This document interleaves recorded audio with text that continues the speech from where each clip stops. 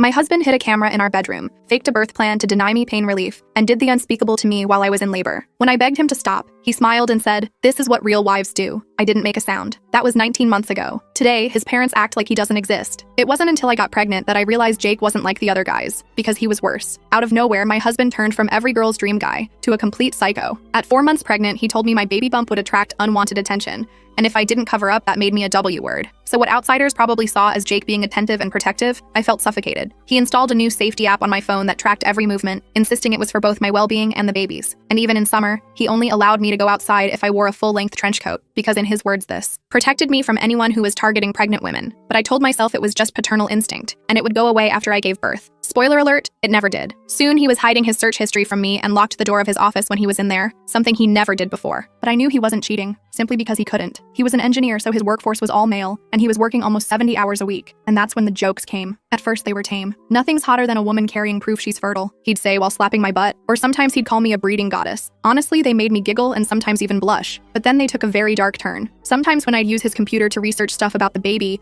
his search recommendations would come up. There was a lot of stuff about myophilia. If you don't know what that means, look it up. And he had watched hundreds of videos of women giving birth, but I was too scared to confront him, partially because I didn't want him to get mad at me, but mainly because of my pregnancy symptoms. I was throwing up for an hour every morning and could barely stand on my own without feeling like my spine was about to snap in two. So I let my body speak, and it told me to keep the peace. So I listened. And unfortunately, I learned my lesson too late. Actually, I learned it right when my water broke, because when I grabbed my phone to call my sister, Jake grabbed it from me. "Hey Gabby, everything is completely under control, but I don't think it's best for you to show up. We'll let you know when you should visit." I wanted to yell at him, but the pain was too overbearing, so I just focused on trying to keep myself sane while we drove to the hospital. When we got there, I was practically thirsting for an epidural, pain relief. The pain had gotten so bad I felt like every nerve in my body was trying to escape through my hips. But just as the nurse came in to give it to me, Jake intervened. "She wanted a natural birth. Please respect our wishes," he said while showing her a fake birth plan that I had never seen before. My thoughts were completely scrambled. When the medical staff left for a monitoring equipment change, I thought he was going to hand me something stronger, but he didn't. And while I begged him to get me painkillers, he just stared at me. "Stop asking. I have a better idea." His eyes were cold, unforgiving. It's proven that when a woman works to please her husband during childbirth, it releases natural endorphins to help pain relief. As soon as he said the words pain relief, my delirious mind completely stopped thinking about anything else. I just needed it to end. Next thing I knew, Jake was zipping up his jeans, my mouth was covered in saliva, and Dr. D came into the room. I was so out of it that all I wanted was comfort from my husband, so I let him hold me and caress my head. Jake told her to get out, and told her that the reason I was crying was because I wanted to be left alone. I felt her eyes glance over at me, but I was in too much pain to say no or even just shake my head, so she took Jake's word for it and left. What Jake did in that room while I gave birth is something I still have nightmares about. Even as I write this post, tears are falling onto my screen. I won't go into detail,